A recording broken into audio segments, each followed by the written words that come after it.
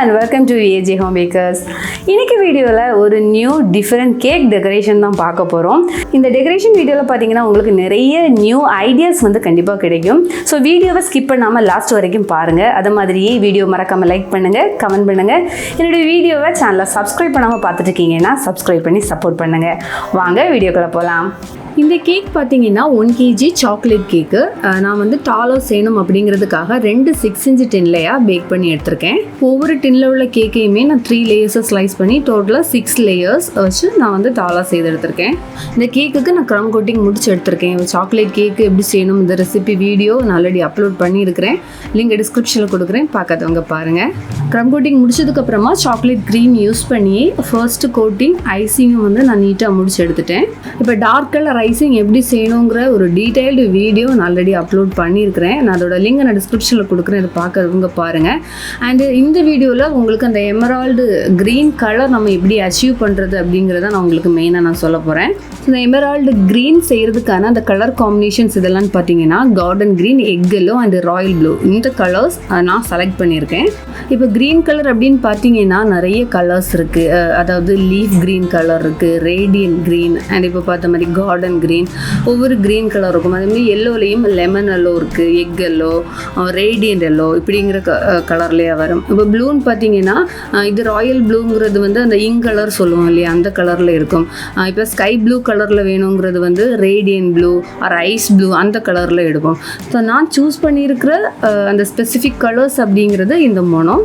இனி கவனிக்க வேண்டியது பார்த்தீங்கன்னா இந்த கலர்ஸோட ரேஷியோ, எந்த ரேஷியோஸில் இந்த 3 கலர்ஸ் எடுக்கணும்னு பார்த்தீங்கன்னா green colour 3 drops, yellow 1 drop and royal blue 1 drop, இந்த காம்பினேஷன் ஆர் இந்த ரேஷியோவில் நம்ம எடுக்கணும்.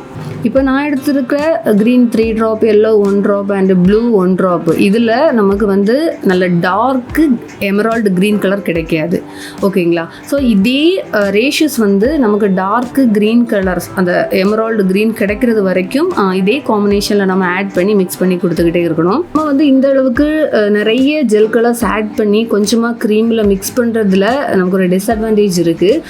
ஏன்னா க்ரீம் சீக்கிரமாக லூஸ் ஆகி கிடைக்கும். நம்ம இப்போ ரெட் கலர் ஆட் பண்ணுறோம் அப்படிங்கும்போது க்ரீம் வந்து லூஸ் ஆகாது. பட் வேறு கலர்ஸ் காம்பினேஷனில் நம்ம மிக்ஸ் பண்ணுறோங்கும்போது கண்டிப்பாக க்ரீம் லூஸ் ஆகும். ஸோ இந்த மாதிரி நம்ம டார்க் கலர்ஸ் ஐசிங் நம்ம செய்கிறதா இருந்ததுன்னா கேக்ஸ் வந்து ரொம்ப லாங் டிஸ்டன்ஸுக்கெல்லாம் டெலிவரி கொடுக்கக்கூடாது. ஏன்னா க்ரீம் லூஸாக நம்ம ஐசிங் பண்ணும்போது சீக்கிரமாக மெல்ட் ஆகிறதுக்குள்ள சான்சஸ் இருக்குது. நம்ம என்ன தான் ஃப்ரிட்ஜில் வச்சு செட் பண்ணி எடுத்தாலுமே நம்ம கிளைமேட்டிக் கண்டிஷன் வந்து நல்லா இல்லை அப்படின்னா கண்டிப்பாக க்ரீம் மெல்ட் ஆகும். ஸோ இது நான் எவ்வளோ மிக்ஸ் பண்ணிகிட்டுமே பார்த்தீங்கன்னா டார்க் க்ரீன் கிடச்சிட்டே தவிர அந்த ஒரு எமரால்டு அந்த ஒரு டச் வந்து கிடைக்கல. நான் இப்போ என்ன பண்ணேன்னா பிளாக் கலர் வந்து ஒரு 1 drop ஆட் பண்ணி மிக்ஸ் பண்ண போது கரெக்டாக அந்த எமரால்டு க்ரீன் கலர் வந்து கிடச்சிச்சு. இனி ஐசிங் பண்ண ஸ்டார்ட் பண்ணிடலாம். பைப்பிங் பேக்கில் ஸ்மால் சைஸில் ஹோல் போட்டுட்டு இதில் அந்த எமரால்டு க்ரீன் கலர் மிக்ஸ் பண்ணோம் இல்லையா, அந்த க்ரீம் எடுத்து கேக்கை சுற்றி வந்து பைப்பிங் பண்ணி கொடுத்துக்கலாம்.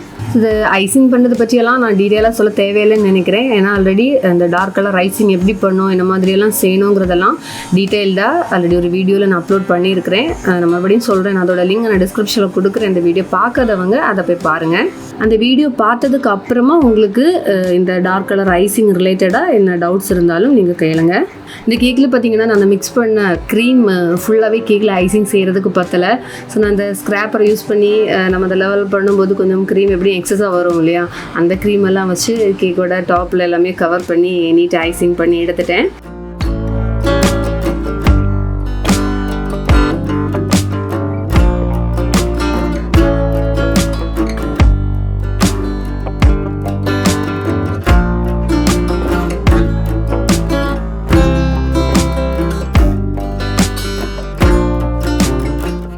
ஸோ பர்ஃபெக்டாக கேக்கு ஐசிங் செய்து எடுத்தாச்சு.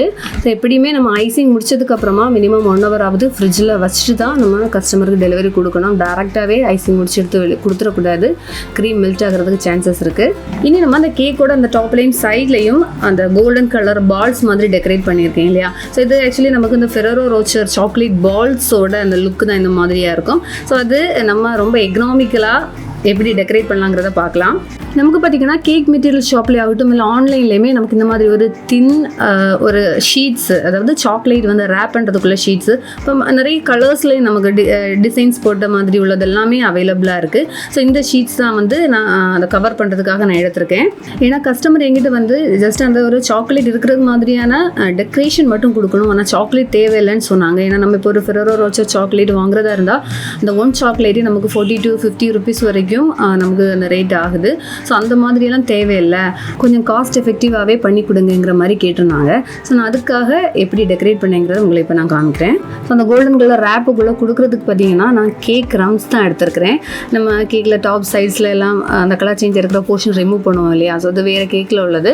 ஸோ அந்த க்ரம்ஸ் எடுத்து அதை பால் பிடிச்சி அதை ஒவ்வொரு கோல்டன் ஷீட்டுக்குள்ளே வச்சு அதை சாக்லேட் பால்ஸ் மாதிரி நான் ரெடி பண்ணி எடுத்தேன்.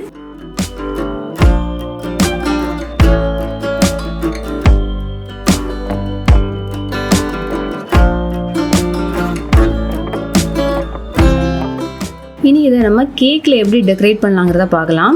ஸோ இதை கேக்குக்கு மேலே நம்ம டெக்கரேட் பண்ணும்போது இப்படி டேரெக்டாக எடுத்து வைக்காமல் பாட்டமில் ஸ்டிக்கு கொடுத்து வச்சோம். அப்படிங்கும்போது டெலிவரி டைமில் எதுவுமே மூவ் ஆகாமல் இருக்கும். நான் பார்த்தீங்கன்னா அந்த ஃபர்ஸ்ட் லைன் வந்து டேரெக்டாக வச்சுட்டு செகண்ட் லைனில் மட்டும்தான் நான் ஸ்டிக்கு வச்சு கொடுத்துருந்தேன். ஏன்னா அவங்க கஸ்டமர் அது சொல்லியிருந்தாங்க, அந்த ஃபர்ஸ்ட் லைனில் உள்ளது வந்து மூவ் ஆகி இருந்துச்சு அப்படிங்கிறது. ஸோ இந்த மாதிரி மிஸ்டேக் நீங்கள் பண்ணாமல் இருக்கிறதுக்காக தான் நான் இது உங்ககிட்ட சொல்கிறேன். ஃபர்ஸ்ட் லைனில் ஆகட்டும், இப்போ எதாக இருந்தாலும் இப்போ நம்ம கேக்குக்கு மேலே வைக்கும்போது அது ஸ்டிக்கு கொடுத்தே கண்டிப்பாக நம்ம வைக்கணும். இந்த கேக் டாப்பர்ஸ் எல்லாமே நம்ம எப்போவுமே இந்த மாதிரி தான் கேக்கில் ப்ளேஸ் பண்ணணும்.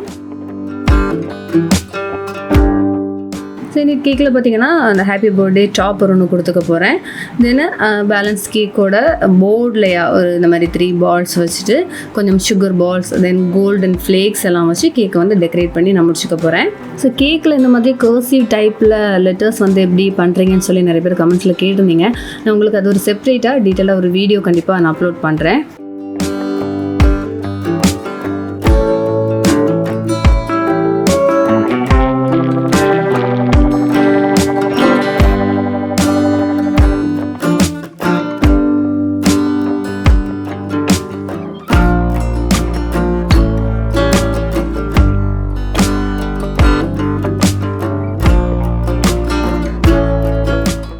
ஸோ இந்த வீடியோ உங்களுக்கு கண்டிப்பாக யூஸ்ஃபுல்லாக இருந்திருக்கும். உங்களுக்கு டெக்கரேட் பண்ணுறதுக்கு நிறைய நியூ ஐடியாஸ் கிடச்சிருக்கும் அப்படின்னு நான் நம்புகிறேன். ஏதாவது டவுட்ஸ் இருக்குது அப்படின்னா வீடியோவை ஸ்கிப் பண்ணாமல் பார்த்ததுக்கு அப்புறமா நீங்கள் கமெண்ட்ஸில் கேளுங்க.